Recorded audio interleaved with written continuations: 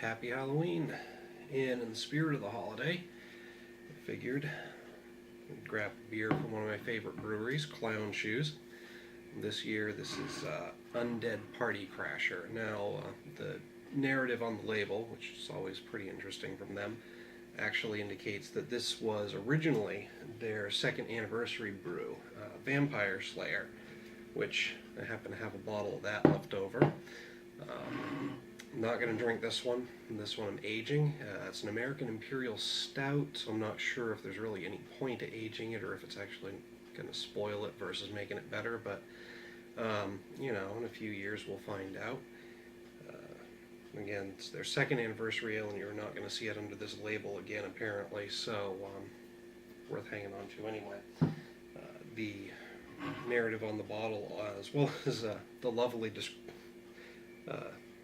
illustration, which is always another treat from Clown Shoes, indicates that there's some sort of trademark dispute that caused them to have to change the name of it. So, as I said before, it's an American Imperial Stout. Comes in at 10% alcohol by volume. It's brewed with holy water. Nice little tidbit there. I don't think that makes any difference in the taste. And malt is roasted over hickory, and in the original over vampire slaying steaks.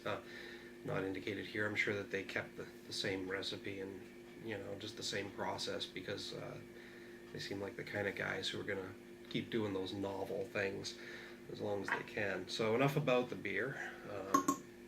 Let's check it out.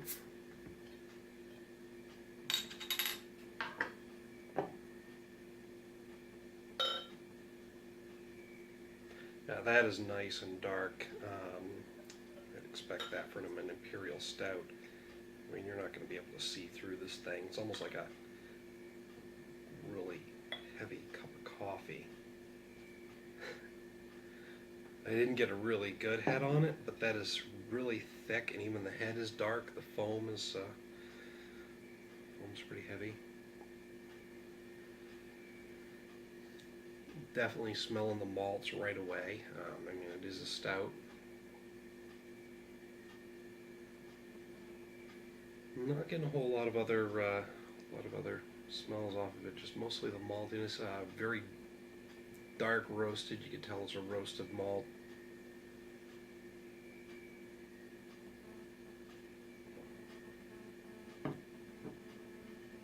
It's really good. I liked it originally. I still like it now. It tastes the same as I remember it. It's definitely an Imperial Stout. It's very malty, very smoky. Not sure if I can detect the hints of the hickory coming through, but you can definitely get that woody flavor. Where it's an Imperial, you're also getting a lot of the alcohol content that's contributing to the taste, but the malt characteristic of this brew is so heavy that unlike a lot of Imperials, you're not getting that, it's almost like a sour taste that's the alcohol combined with some of the other ingredients that I've noted in Imperials, but that's really overpowered by the dark, heavy, roasted malts that you're getting in this. So honestly, I compared it in looks to coffee before. I'm almost getting a coffee flavor. Coffee / chocolate / just that heavy roasted malt. And I keep coming back to that because that's really the forward characteristic in it.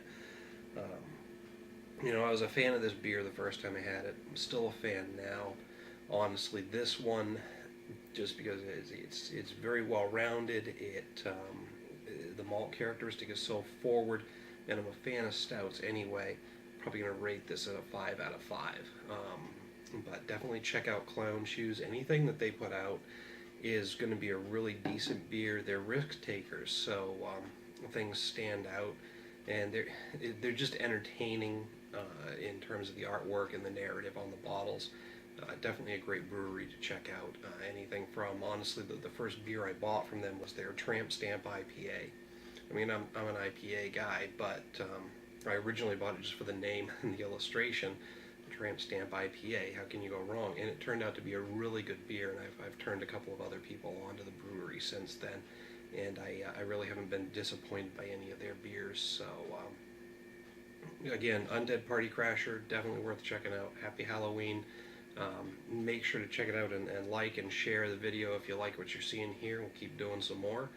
Thanks a lot.